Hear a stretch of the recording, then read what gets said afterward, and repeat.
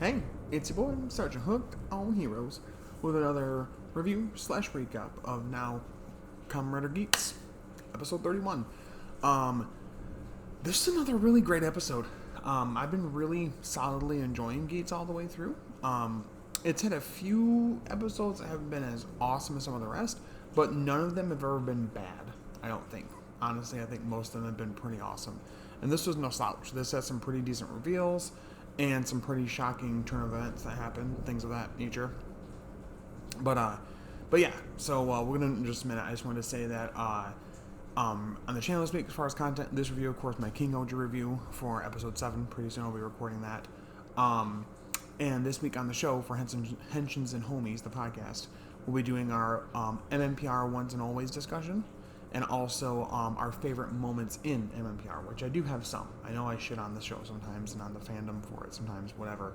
But yeah, I do have some fun, some favorite moments, some things that happen that I do love. So yeah, that'll be majority of the content. I do plan on pretty soon doing a review of the CSA D-Scanner from Digimon Frontier I just recently got. And at some point, I'll have to go back to work and get it, because I'm displaying it there on my desk.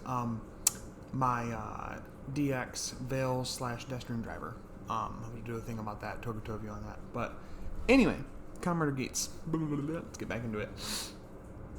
So, episode starts off, and we actually start off with the JGP crew, and talking about everything that's going on and how they're going to fuck shit up, all that. And we see Archimedo keep giving blood to the one of the Jamato things, right? And then it really enjoys getting it. This leads to something else in the episode. Daichi even kind of remarks about it. Is like, what's going on? This is really weird. And Baraba kind of defends Archimedo and is like, oh, it's fine. He just, he's showing how much he loves the Jamato and wants them to prosper. It's not weird. She's off her rocker, so clearly she's not the best person to be like, isn't this a little weird? But yeah, and of course she's continuing to, peck at Michinaga, telling him, oh, you're pretty close to being the, Jamea team, blah, blah, blah, blah, the, Jamato, desire god or whatever. And he's like, that's not really what I want. You know what I want, and blah, blah, blah. And so, we get to switch this time over to Keiwa and his sister. She's talking about how she hasn't seen Neon in a while, that she used to watch her channel all the time, and she hasn't uploaded in a long time. And if he knows anything about it, because she knows that he knows her. Says, well, since, she left home, she's trying to find somewhere else to live, so I'm guessing that's probably part of why she's so slow on the content. Of course, he doesn't want to tell her the truth about what's going on. And he makes her the tanuki soba, little noodles or whatever, and she tries eating it, and like a bit of a tremor, like earthquake thing happens. And they go outside with a bunch of other people that are out there, and they notice they're part of the city, the, Jamato, like JGP, like little force field is going around them, picking them up off the ground. They're floating in the sky. And there's this weird monster thing that looks like a demonic version, basically, of what the Desire Goddess statue looks like. So we're introduced to the game for this week's JGP, which is essentially like a screwed up version of Twister. The Desire Goddess demonic, fake thing, basically says whatever color is the right color to be on. If you're not on it, basically the color will erase itself, will just disappear from the circle, and it's a hole, and you fall through, turn into bubbles, she absorbs you, you're gone. So the point of the game is clearly to win that, to try and be on the right color at the right time. And there's a few little caveats, like there's a certain point where they are on the right color and the color just changes, and so they get screwed over because of that, because basically Veroba cheats. And there is a girl later on that kind of loses it and sees a guy that's on the right color and that she's not, and she runs over and pushes him off really quick onto another spot, and gets on his spot, so he falls and she doesn't. It's kind of screwed up. So that's the whole thing of it. And of course, Keiwa is, the stakes are high with Keiwa because he's trying to protect his sister. His sister's involved in this, round of the JGP now. And we get some really good moments with him talking about, happiness and what it means to be happy and how he wants to protect people's happiness. She even says, what do you mean? What do you want to do? Because he talks about, she says, oh, I won't, my life is nothing without Neon. I don't even have a reason to live. He's like, you do, to be happy. She's, what are you going to do, protect my happiness? And he goes, yeah. He's like, that's kind of what I do. It's what people should do, is want to protect others' happiness and the right to be happy. And I like the things about Keiwa that kind of poke at what it means to be a rider, and like this whole idea of like protecting smiles and justice and all of that.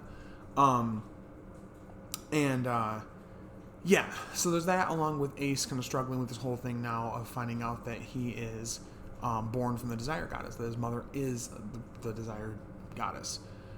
This is confirmed later by Daichi, who tells him, no, it's the truth. He goes, I wouldn't lie to you, honestly, with this. Kayla comes out and confronts him. He's like, no, there's no way you're telling the truth. He's like, oh, I am. I saw it with my own eyes. We're like, how? It's like, well, the vision driver. It allows one to see the past, anybody who ever used the driver before that person, the entire memory of that. I was there right in the memory, seeing your mother being, becoming the Desire Goddess. And then eventually Baraba talks to them and kind of reveals how it all works. So the big revelation we get is that the way that the DGP works in general is there's only a finite amount of happiness in the world. And if you think about it this way, there are rich people because there are poor people, right? Like, there wouldn't be rich people if there was no one to compare them to that are poor people.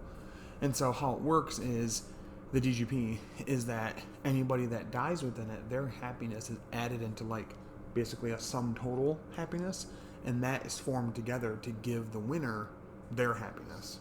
So in a way, sort of, people are being, forcibly sacrificed for the happiness of others, which just pisses Kayla right off. He didn't know it was like that at all. He didn't really know how it worked, but he didn't think that was how things were, and you can see it starting to really pull at him, because he's a very heroic character, a very, staunchly good character who wants to protect others' happiness, and like I said, their right to be happy. And this kind of robs them of that. And it also kind of irritates Geats, because he's like, well, what does that make me? He's like, he confronts Niram eventually. That's what happens. He confronts Niram later. And Niram tells him, tries to tell him about it. And he says, well, how can she be my mother? She's from the future. People in the future and people of this time period shouldn't be compatible, right? And he goes, you're right. We have completely different physiology. It is impossible that she found somebody of this era and, procreated with them to create you.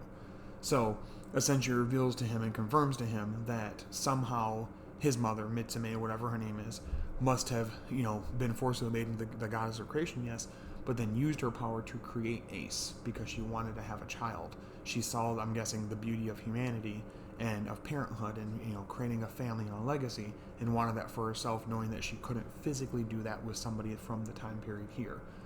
And so he's kind of really struggling with that, and that kind of explains a lot about why he is and who he is and what he is.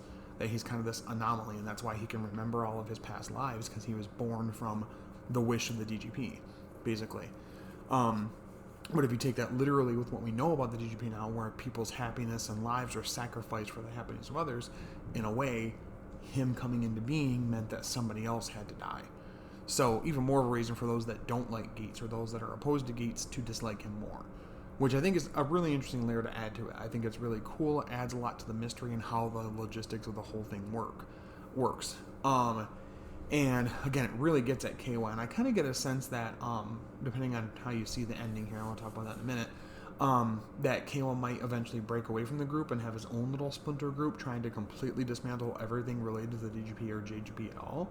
And he's going to completely lose faith in being a part of it, because he doesn't want to ever come to the situation where his happiness is taking it away from somebody else.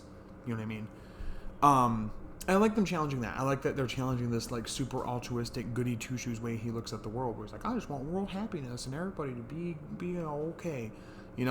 Like, I like that they're challenging that for him. I think it's really good.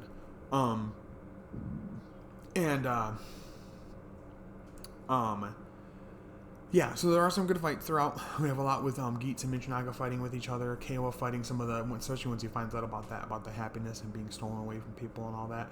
A lot of him fighting the Jamato and the Jamato riders and completely fucking murdering them because he's pissed off. He does get to use Jet and Boost again. The twin command buckles. That was cool seeing him do that.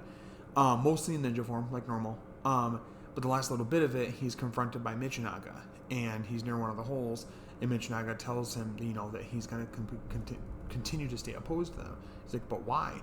And basically, he doesn't reveal this fully to him, but essentially Michinaga is still so hurt by what happened to his partner, to his friend Toru, that he wants to dismantle the DGP and even the JGP to an extent, so that it does never happen again, and so that it will never take place again.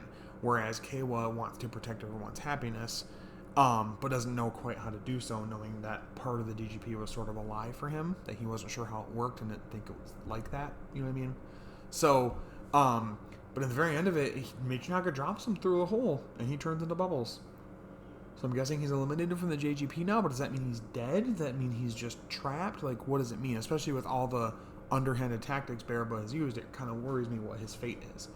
But yeah, that's how we end the episode, is like that.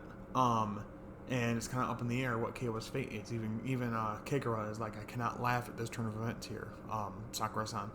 And he seems to be really upset. So, overall, I thought it was a really good episode. I think it was cool. It was a rather simple and blunt explanation, but I think it works because I think a lot of people were trying to figure out like the logistics of how the DGP/JGP worked in terms of the wish granting and all of that. And I like this idea that not only was Ace's mother forced into becoming the goddess of desire or the goddess of creation or whatever, but that she herself, still yearned to have a child and willed it into existence, which is why Ace is as special as he is, because he's the perfect idealized child. And there's little, pieces of that you see with Neon's story, where she's the idealized version of Akari, essentially. And what that'll mean for her, too. In a way, it kind of makes them like kin, like siblings, because they're both born from the DGP, essentially. So again, it definitely, answers some questions, but poses a few more as well, which I like. They're really doing a decent job keeping up the mystery and how things are working and why things are the way they are. I do hope next week's episode really does a lot to push something forward more for both Keiwa and Michinaga. I think they've been kind of just spinning their wheels a little bit character-wise recently. Not Keiwa as much as Michinaga, but to a certain extent, kind of. So I'm really hoping next week's episode is supposed to. It does show Geats fighting Michinaga. Doesn't show Keiwa at all. Does show Keikara a little bit, but does show the return of Jean. So I think that's really cool that he's going to be in it again. I guess the actor recently graduated high school, so woo, he did it. Congrats, man. Glad to see him back, honestly. So yeah, next week's episode looks really good. Score-wise, probably give this one a strong 9 out of 10. I really enjoyed it. I think it was a really fun episode. I like the interactions. Oh, at the very end of it, also, not a huge deal, but Archimedo essentially completely sacrifices his entire body and lets the Jamato rider, or Jamato he was working on, eat him entirely. And Daichi just watches, like surprised, but then also, I don't know if he's, excited by it, or thinks it's cool, or what it is. It was weird. I want them to do something with Daichi. He's starting to piss me off. I feel like he was just brought back just to be an extra body on the villain side, but they are doing well enough with Michinaga and Baraba, so I don't know why they needed Daichi. He didn't really do much besides kind of coming up with the plan that lured out Chiram, that got the driver taken from him. But even then, I don't give a shit. So, I just hope they have more to do for Daichi, going forward. But overall, a decent episode, and next week looks pretty good, too. So I'm excited to see where it goes. But let me know in the comments below. What do you guys think of this week's episode of Kamen Geats? Revelations about the DGP, the stuff we've learned now confirmed about, Ace's mother. And what are your thoughts? Where do you guys think things are going? What's your theory going forward of how things are going to end up here? Do you think there's going to be a bigger role still for Keiwa and Neon and Michinaga to play going forward? Do you think it's going to, continue on sort of its track of being all about Ace the entire time? What do you guys think? Let me know in the comments below. I really appreciate that, guys. Thank you guys so much for the likes. If you could like this video, that would really help me out, or even subscribe would help me out a lot too. We're just below 500 subscribers, somewhere around there. So I'm pretty proud of that, pretty excited about that. It's crazy to think I started this channel, 2 years ago now, almost 3, whatever it was, thinking nobody would give a shit, and now a bunch of people give a shit, and that just blows my mind. Definitely follow on the socials at RioSoulRiderRed, Hooked on Heroes on Twitter. Definitely my co-host, Toku Frankie Toku on Twitter as well, and also the Henshins and Homies Twitter page. If you also subscribe to us here on YouTube, along with hitting the little bell, you'll get notifications sent to you when we go live for the podcast every week. We go live usually every Friday, somewhere around 7:45/8 p.m. Eastern Standard Time, and we also are live as a podcast as well, audio podcast. So it's not just video live and then that's it. It archives it on YouTube if you want to watch us later. If you just want to listen, anywhere you can get a podcast audio wise, you can find us there as well. Until next time, stay hooked on heroes. I will talk to you later. Bye bye.